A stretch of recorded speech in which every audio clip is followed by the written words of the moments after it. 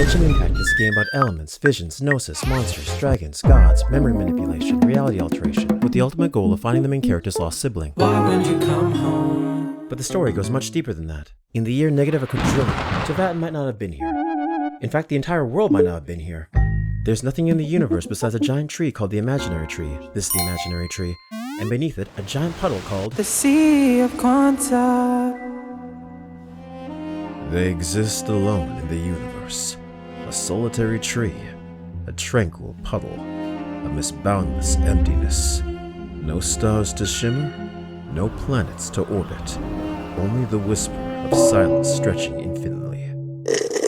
What the fuck was that sound? Hey, what are you doing? Do you mind?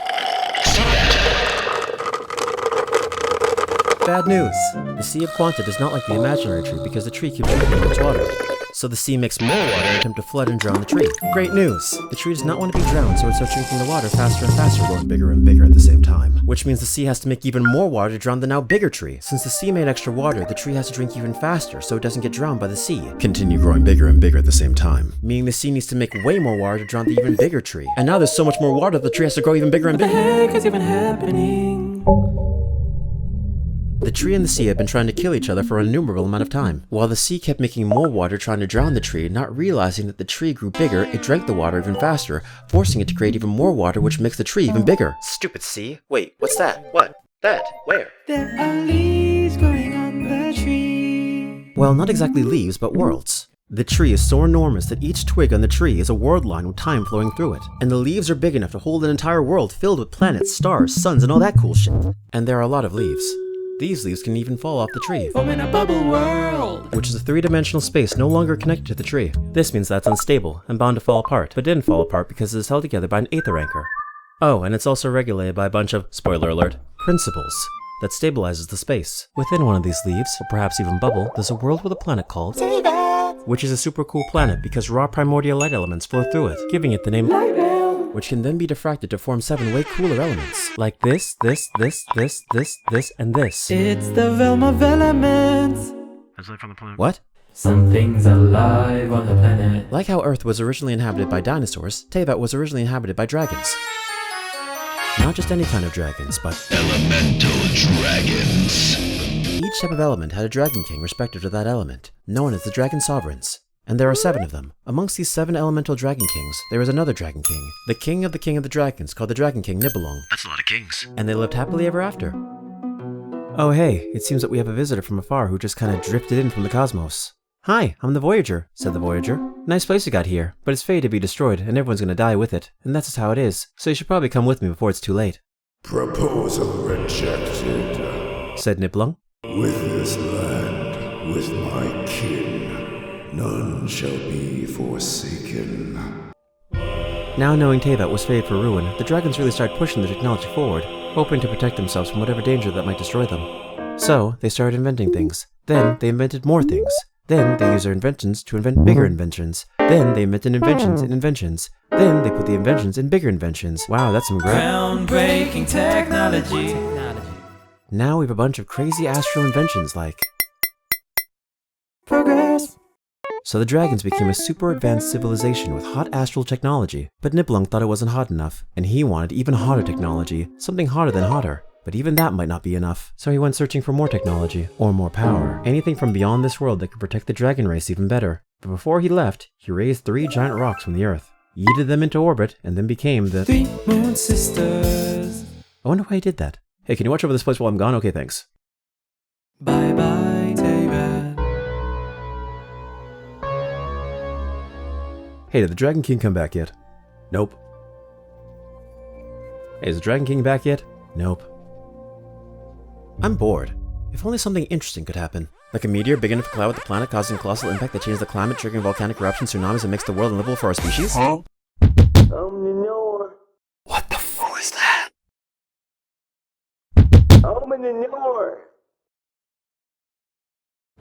Knock knock. It's the eternal throne of the heavens. With a huge throne. A divine throne. A primordial entity on the throne. The Primordial One.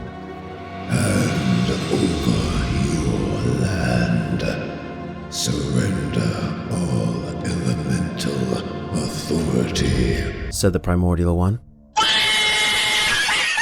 Well, the dragons didn't take him seriously because, as the name suggests, the Primordial One is only a singular entity. And there are a whole lot of dragons, including 7 much stronger elemental dragon sovereigns, and a way stronger Dragon King. Except the Dragon King isn't actually here. He's out there somewhere, searching for power to protect Teyvat from potential danger. But the danger's already here. Holy shit, the Primordial One just somehow manifested 4 versions of himself called The 4 shining shades. Each shade has a unique dominion over space, time, life, and death. So now there's 5 of them. Still, clearly outnumbered, But but it's time for war.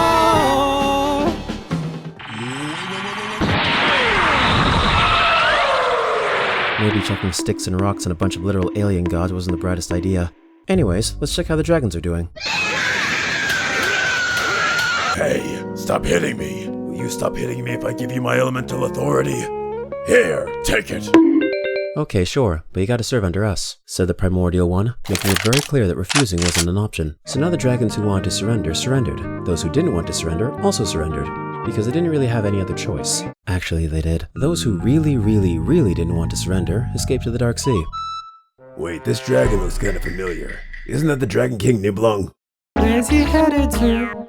He didn't just stop at the Dark Sea, he went even further, beyond Teyvat, beyond the Dark Sea, to a realm called the Abyss. Not the Dark Sea, nor Teyvat, but the Abyss. A mysterious realm of darkness, darker than the Dark Sea, also known as the Void Realm. Filled with monstrous and forbidden things. Like abyss monsters and forbidden knowledge, which is an unworldly power that's extremely corruptive, capable of turning living beings into abyss monsters. It is also very powerful and destructive, that can even rival the power of the gods that kicked the Dragon Sovereign's ass. And Nibelung didn't like his friends getting kicked in the ass, so he wanted to kick the gods who kicked his friend's ass in the ass, for revenge. And begins a search of forbidden knowledge. And he found it, mastered it, then got corrupted, and is now Preparing for revenge. While Nibelung is doing that, let's check what's going on in Teyvat. Oh look, it just got Conquered by the mass of heaven. which, by the way, is another name for the Primordial One. Along with 20 other different names, such as the Usurper King, Heavenly Principles, Vanus, Master of the 4 Shades, Master of Fortuna, the First Ascender, the Winged One, but all in all, he's actually just a chill guy who really likes humans. In fact, he liked humans so much that he kicked all the dragons' asses to conquer this planet in the first place, just so he could spawn humans. That's a little extreme. But before he could create humans, he first needed to reshape the world. Because there's only 2 realms, the Light Realm, also known as the Bishop Realm, is where all the dragons lived, and everywhere else the dragons didn't live was the Void Realm. The Void Realm was dangerous, and the Light Realm wasn't exactly friendly either, so the Primordial One pushed the Light Realm and Void Realm away from each other, placed an eggshell in between the 2 realms, put Teyvat in, spawn some humans in the shell. Teyvat is in the shell, shell protecting Teyvat. Human also in the shell, on Teyvat, in the shell, shell protecting humans, human realm. But before spawning humans, Teyvat was a total mess from the war with the dragons. Not great for human habitation, so the Primordial One and the Shade of Light got to work. They sculptured towering mountains, carved flowing rivers, and painted the land with lush grass, mighty trees, and vibrant flowers. They whispered life into delicate blossoms, let the wind carry seeds across the fertile fields, breathing life where there was none. Together, they created birds of the air, beasts of the earth, and fish of the sea. Before finally creating this carbon-based, oxygen-dependent, double helix DNA-having, bipedal primate Homo sapien organism. That's a human person. So now we have humans on the ground. What about in the sky? Remember the 3 moon sisters from before? Don't worry, they're still there. They used to serve Nibelung to watch over this place. They were supposed to watch over this place. They did not watch over this place very well. Now this place got invaded. And now they serve the very invaders they were supposed to stop from invading. Still 3 taking turns 3 times a month To light up the night sky. Hell yeah! It's time for the first era! So the humans have arrived, which means they need food. And they start turning to the land to grow food. Now there's food, which means they can feed more people. And more people means they need more food, so they expand their territory to grow even more food. And even more food means even more people, expanding even more territory. It's a booming population, and they're all over Teyvat. Everything was flourishing. People learned how to write, dance, sing, culture was invented, art was created, people practiced rituals, celebrated festivals, and built monuments. Civilization! Hey, what's that thing floating in the sky? Asked one person on the ground looking at something floating in the sky. Oh, that's the Lunar Palace, said the other person on the ground, also looking at the thing floating in the sky. It's where the three sisters, Arya, Sonnet, and Canon live. What about that one over there? Asked the first person, pointing to another object floating in the sky. That's Celestia. It's where the Primordial one and the Four Shades reside. Hello, Celestia, greeted the other person, noticing Celestia noticed them talking about Celestia. What's up, Magi? Replied Celestia, noticing the humans had noticed them noticing them. Come down and crack a cold one with the boys, suggested one of the humans. Bet. Drink wine. Life good. Human greedy. Human challenge God. Kill human. Human gone. Think about human. Regret. So the gods created humans again. They thrived and prospered under Celestia's blessings, but soon got a little too comfortable. Then they got prideful, became ambitious, thought they could take over the heavens, and decided to challenge the gods. Kill human. Human gone. Think about human. Regret. And so the gods created another batch of humans. They thrived and prospered, growing greedy and ambitious. Kill human. Gee, I guess they never learned. Just a cyclical nature of the world. I'm starting to get sick and tired of their shit, said one of the shade, getting sick and tired of their shit. Get someone else to deal with their shit. There's literally no one else. Then create one. Angels, divine envoys, a beautiful race with great wisdom to guide and teach humanity, so they would stop thinking about taking over the heavens. So the angels walked amongst the humans, communicating with them directly. Angel passed human message to Celestia. Celestia talked to Angel. Angel passed Celestia message to human. Boom. No more dealing with their shit directly. The world is peaceful once again. Oh hey, look who's back. It's the Voyager. From before. Voyaging again. Back to Teyvat. To check on Nibelung and see if he wants to voyage with him. Plot twist, Nibelung isn't here. Bigger plot twist, Teyvat is now under new management. Big boss, the Heavenly Principals. Assistant managers, the Four Shades. The Voyager does not want to mess with any of them, so she sneakily casts his consciousness into a boy in the Golden Sea to keep it low-key and see what's up with this place. The city is in chaos, because the people accidentally pissed the angels off. Priests are shouting, people are accusing, everyone blaming each other loudly for making the angels mad.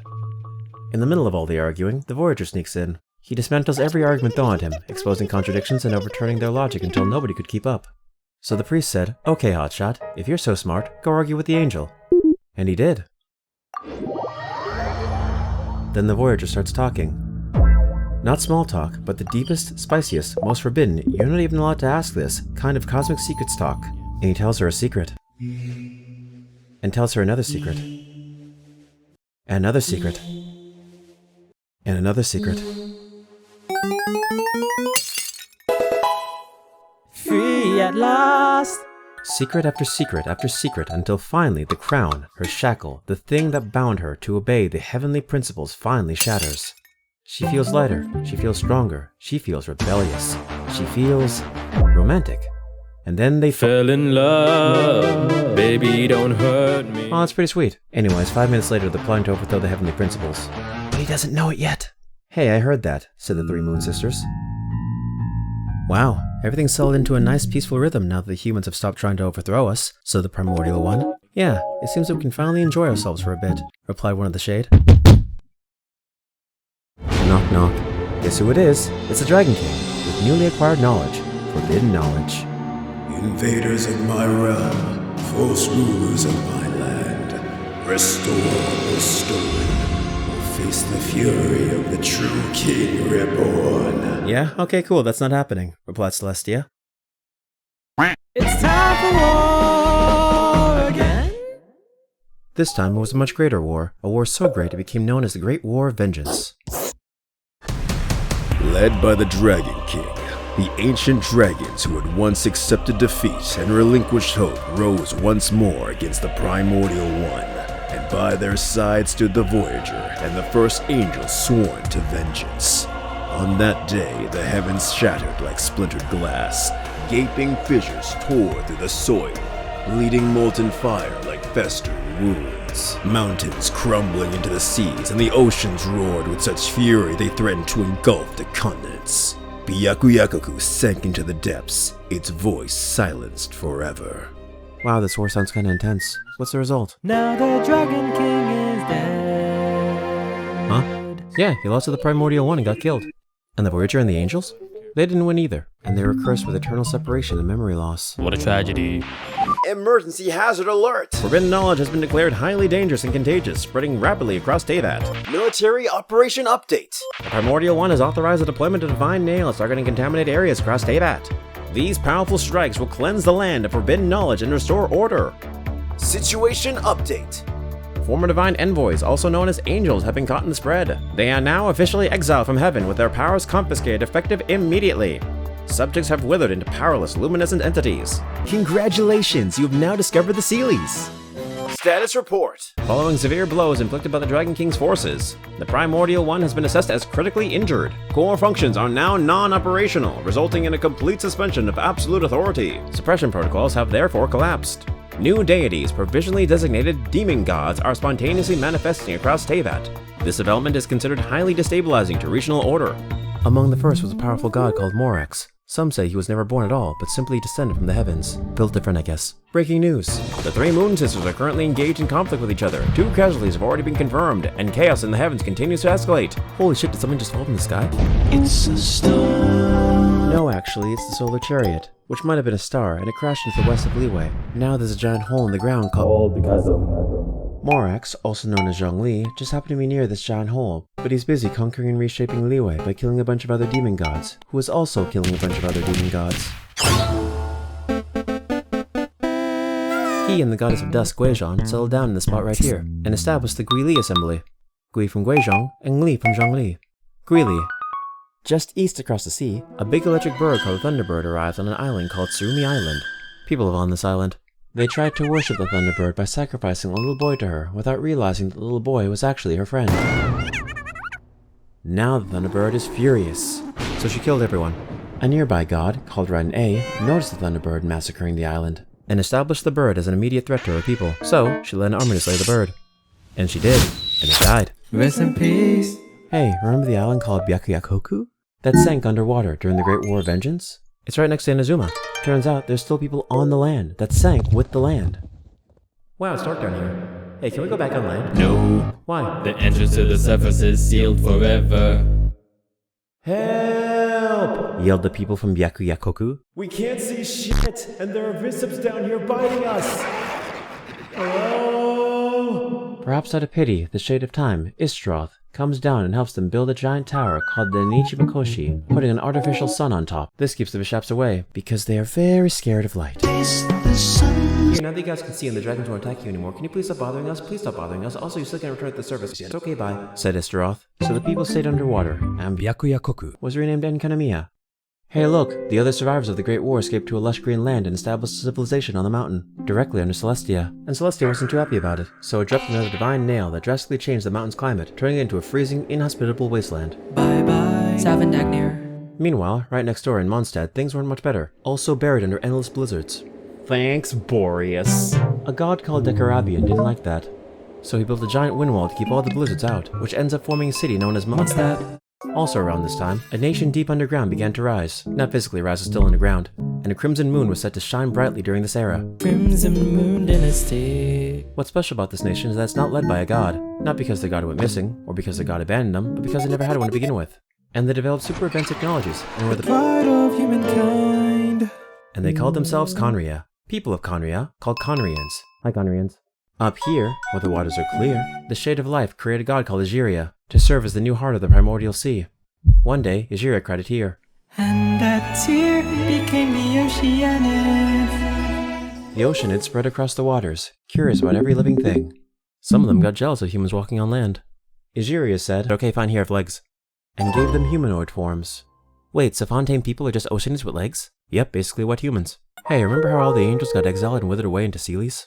Turns out a few of them didn't wither away. Keep your eye on this one, because she becomes the goddess of flowers, Nabu Malakata. She went to Sumeru and befriended a king named King Deshret, and a lord that's greater than great called Greater Lord Rukkhadevata. Together, they formed an alliance and became the 3 god kings of Sumeru, building a civilization called the Ikonum. King Deshret and Goddess of Flower are deeply in love. Oh no, the Goddess of Flower just died. How did this happen? Now King Deshret is sad. Rukkhadevata also sad. And they parted ways, each forming their own distinct civilizations. The desert ruled by Deshret, and the rainforest ruled by Rukkhadevata. Meanwhile, down south in Atlan, another angel who didn't wither into a Sealie stuck around called Yaholakatin. With a little guidance from Renova, the Shade of Death, she patched up Natlan's broken ley lines and created the Night Kingdom, and she became Lord of the Night. That's pretty cool, huh? That's illegal. Said the Primordial One. Cease operations immediately. Oh, okay, sir, I won't do that again, said Renova. Meanwhile, somewhere in the moon-blessed land called Nod Cry, the third descender, Salrinian, meets a guy called Pakai Suko. This is Pakai Suko. Open the gates of Pajola, and you can marry my daughter, said Pakai Suko. Okay, said Salrinian, but I think the Primordial One will not be very happy about it, so I probably shouldn't do it, but I really want to marry your daughter, so I will do it, but also maybe don't do it. And he opens the gates of Pajola. The Primordial One was not very amused. So, he carved Cerulean into 7 pieces. The fuck you mean carved? Yes, carved into 7 portions, and turned his remnants into 7 shiny chess pieces called the Gnosis. Don't anger the Primordial One. Breaking news from Celestia headquarters. Welcome to the Celestia recruitment campaign. 7 divine seats have opened in the heavens. Each seat comes with 1 Gnosis and 1 authority package. Compete, campaign, conquer. However you do it, only 7 will be chosen. Oh, cool, but there's like a million of us. How do we pick just 7? Asked the gods. Oh, just kill each other until only 7 are left. Vote violence, and it's time for the Archon War. So a bunch of gods participated in this huge battle royale. Most of them died, and what we have left is Morax, god of contracts, allocated to Leeway as the Geo Archon. Barbados, god of freedom, allocated to Mondstadt as the Animo Archon. Algeria, god of justice, allocated to Fontaine as the Hydro Archon. Greater Lord Rukkhadevata, god of wisdom, allocated to Sumeru as the Dendro Archon.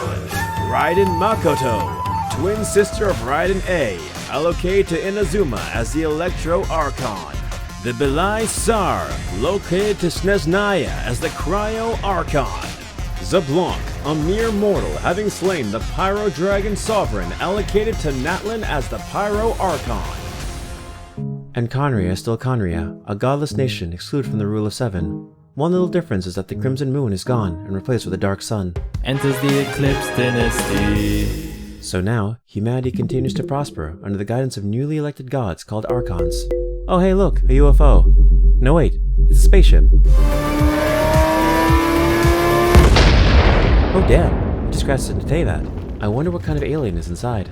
Oh cool, it's a set of twins. One of them is you, the playable main character, and the other one is your sibling. You got summoned to the godless nation of Khaenri'ah while you take a really long nap. She's worshipped as a savior. King Ermin crowned her a princess, and you are still taking a nap. Hey, what are they doing?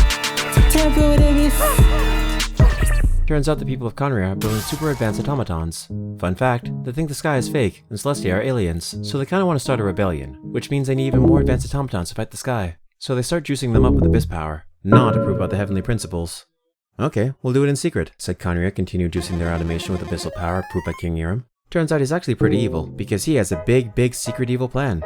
A dumb plan. He thought your sibling was the perfect vessel, a vessel to absorb and contain infinite abyss power. If she absorbs infinite abyss power, then Khaenri'ah has infinite abyss power.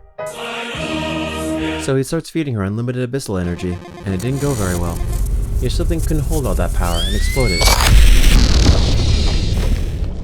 Not literally dead, but unleashing a massive tidal wave of abyss energy. 5 people were affected, gaining unworldly powers. Abyss monsters showed up, attacking Khaenri'ah, eventually spreading all over Teyvat, starting the Cataclysm. The whole world's now a mess. Side quest. Ryandaughtr sends Durin to say hi to Mondstadt. Please don't, said Dvalin, but Durin goes anyway, and they fight. Durin goes down, forming Dragonspine, and Dvalin is poisoned with Abyss. The Primordial One is not amused. Very not amused. But he is also quite lazy, and decides not to interfere yet because now he has a bunch of newly recruited handymen working for him. And he sends the 7 Archons to quell the Cataclysm. And they went.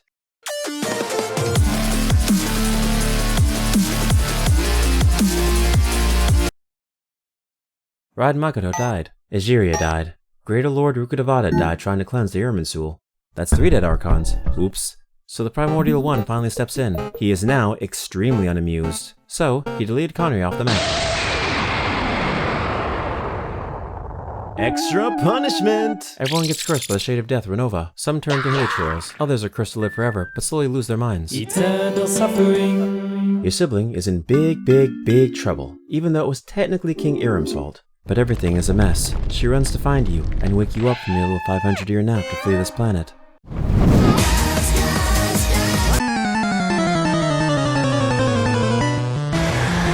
Uh-oh, someone is in your way. It's the sustainer of heavenly principles, the Shade of Space.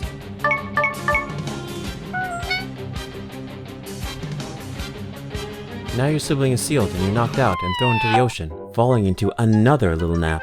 Then you wake up. You meet a little fairy called Paimon, who looks oddly similar to the god that knocked you out.